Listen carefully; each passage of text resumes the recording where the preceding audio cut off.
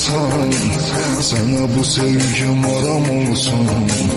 Hayatımı eledin zindan, adamı üzülende kimleri satacak adına.